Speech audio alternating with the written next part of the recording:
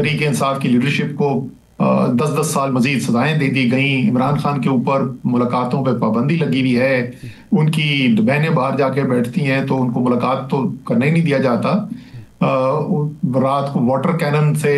इस सर्दियों के मौसम में वहां से हटाया जाता है। देखिए तहरीक इंसाफ में भी जो लोग बैठे हैं ना लीडरशिप पे, उनका भी एक एहतसाब होता है, और वो एहतसाब जो है वो सिर्फ उनकी लीडरशिप नहीं, वो अवाम जो उनके सपोर्टर हैं वो कह रहे हैं कि हमारे लीडर के साथ ये हो रहा है, उसके खानदान के साथ ये हो रहा है, हमारी लीडरशिप के साथ ये ऐसे फैसले आ रहे हैं, और आप कह रहे हैं कि मैं इन लोगों के साथ बैठ के बात करूंगा। तो अमली तौर पे मुझे नहीं लगता कि हुकूमत जो है वो बहुत संजीदा है इस बातचीत में, ताकि इस किस्म के इकदाम के बाद जो है अल्लाह करे मैं गलत साबित हो, अल्लाह करे मैं गलत साबित हो, लेकिन मुझे नहीं लगता कि इस वक्त कोई ऐसे हालात बन रहे हैं, कोई ऐसा माहौल बन रहा है जिसके अंदर कोई संजीदा गुफ्तगू। हुकूमत भी राजी है, अपोजिशन भी तैयार है, तो अब मुज़ाकरात शुरू न होने में देर किस बात की है? वैसे जो मिसट्रस्ट है उसकी वजह से अब जो मुश्किल पेश आ रही है वो ये है कि पहला कदम कौन उठाएगा। क्या अपोजिशन ये ऐलान करेगी कि हम गैर मशरूत तौर पर मुज़ाकरात के लिए तैयार हैं, एजेंडा हमारा कोई फ़िलहाल नहीं है, और एजेंडा हम और अपोजिशन बैठ कर तय करेंगे, या हुकूमत ये ऐलान करेगी कि हम मुज़ाकरात करना चाहते हैं और मुज़ाकरात को मुमकिन बनाने के लिए, फ़ज़ा साज़गार करने के लिए हम कुछ स्टेप ले रहे हैं जो एतमाद साजी भी हो सकता है या दर्जा हरारत को नीचे भी ला सकता है। मिसाल के तौर पर कुछ कैदियों की रिहाई हो सकती है, मुलाकातों का सिलसिला जो बंद किया हुआ है हुकूमत ने वो शुरू हो सकता है,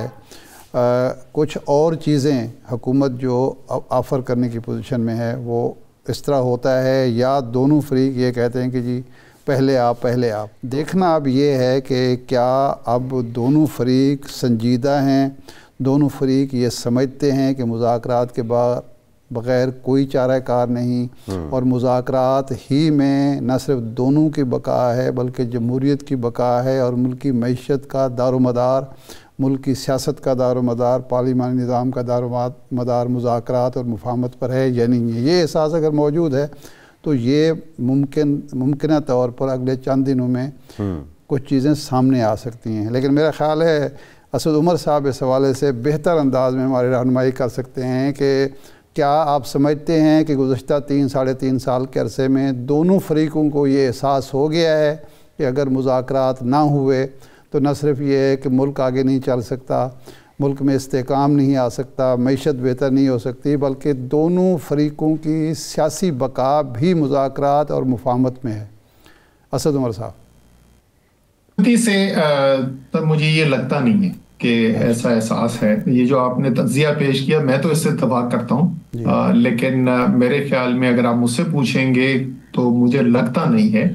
क्योंकि वो बयानात एक अलग चीज़ होते हैं, अमली तौर पर जो हमें ज़मीन पे होता हुआ नज़र आ रहा है उससे हमें ऐसी कोई झलक नज़र नहीं आती। ये अब वज़ीर आज़म साहब ने जो आज कहा है, अगर आप किसी से मुज़ाकरा जाता है कि पिछले हफ्ते 10 दिन के अंदर 2 नए मुकदमे तो पुराने हैं लेकिन 2 नए बड़े फैसले आ गए हैं, तहरीक इंसाफ की लीडरशिप को 10-10 साल मजीद सजाएं दे दी गई, इमरान खान के ऊपर मुलाकातों पे पाबंदी लगी हुई है, उनकी बहनें बाहर जाके बैठती हैं तो उनको मुलाकात तो करने ही नहीं दिया जाता, रात को वाटर कैनन से इस सर्दियों के मौसम में वहां से हटाया जाता है। तो ये वो जमीन पे अमल ऐसा कोई होता हुआ नजर नहीं आ रहा जिससे ये लगे कि हुकूमत वाकई में एक माहौल बनाना चाहती है कि जिससे मुज़ाकरात कर सके। देखिए तहरीक इंसाफ में भी जो लोग बैठे हैं ना लीडरशिप पे, वो उनका भी एक एहतसाब होता है, और वो एहतसाब जो है वो सिर्फ उनकी लीडरशिप नहीं, वो अवाम जो उनके सपोर्टर हैं जिनका एक रिश्ता जो है, एक इमोशनल जिसको कहते हैं जज्बाती रिश्ता अपनी पार्टी के साथ, उससे कहीं ज्यादा है जो अमूमन तो बाकी बड़ी पार्टियां हैं उनके अंदर देखा जाता है। वो कह रहे हैं कि हमारे लीडर के साथ ये हो रहा है, उसके खानदान के साथ ये हो रहा है, हमारी लीडरशिप के साथ ये ऐसे फैसले आ रहे हैं, और आप कह रहे हैं कि मैं इन लोगों के साथ बैठ के बात करूंगा। तो अमली तौर पर मुझे नहीं लगता कि हुकूमत जो है वो बहुत संजीदा है इस बातचीत में। अच्छा असद मतलब ये भी तो हो सकता है ना कि अपनी पोजीशन बेहतर बनाने के लिए या दूसरे फरीक को دباؤ میں لانے کے لیے بھی تو اس طرح کی کوششیں ہوتی ہیں نا. ہم ماضی میں بھی دیکھتے ہیں کہ حکومت دباؤ زیادہ سے زیادہ ڈال کے اپوزیشن سے اپنے مطالبات یا اپنی مرضی کے ایجنڈے پر مذاکرات چاہتی ہے، اور اپوزیشن بھی سخت رویہ اختیار کر کے حکومت کو پیچھے دھکیل رہی ہوتی ہے. تو یہ بھی تو ہو سکتا ہے کہ مذاکرات میں زیادہ سے زیادہ فائدہ اٹھانے کے لیے بھی تو یہ اسٹریٹجی ہو سکتی ہے،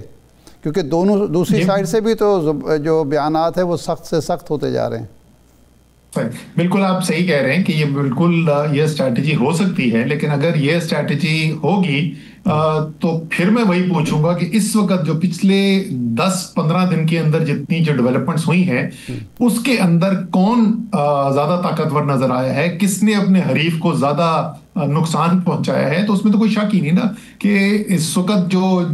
وزیر اعظم کے اس بیان کے آنے سے پہلے کے صرف 2 ہفتے کے اوپر اگر ہم نظر ڈالیں تو پے در پہ وار جو ہے حکومت کی طرف سے تحریک انصاف کے اوپر ہوئے ہیں. تو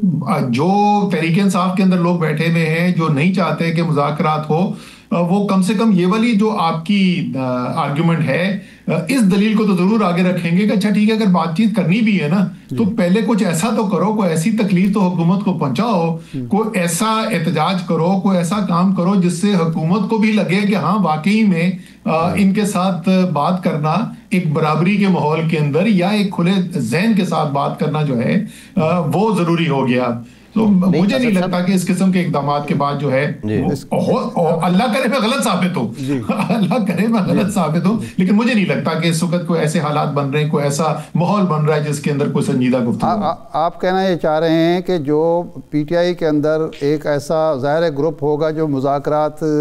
موجودہ حکمرانوں سے یا موجودہ سیاست جو برسر اقتدار گروہ سے نہیں کرنا چاہتا، اس کو تقویت پہنچا رہی ہے حکومت بھی. بالکل ایسا ہی ہے جی، بالکل ایسے ہی. دیکھیں دونوں سائڈ کے اوپر یہ صورتحال ہے. مسلم لیگ نون کے اندر بھی آپ کو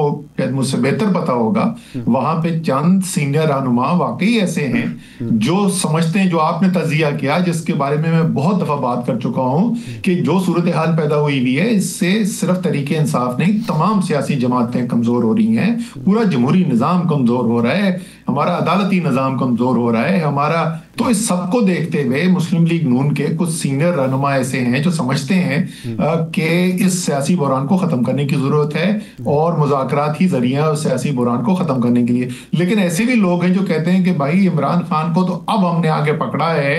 اور اس وقت عمران خان نے اپنا میچ ڈال لیا ہے ہم سے کہیں زیادہ طاقتور کھلاڑی کے ساتھ، تو ان کی آپس میں لڑائی ہو رہی ہے، تو اس وقت بیچ میں آپ ان کو بچانے کی ضرورت کیا ہے، ان کو ایک دفعہ ختم ہی ہونے دو. اچھا حکومت تو یہ بات کہتی تھی ڈے 1 سے کہ جی مذاکرات جب بھی کوشش ہوئی وہ تحریک انصاف نے یا اس کے بانی نے عمران خان صاحب نے ناکام بنا دی. اب آپ کے پرانے ساتھی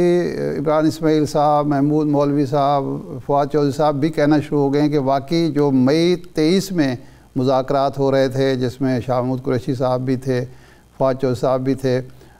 وہ ناکام بنائے آپ کے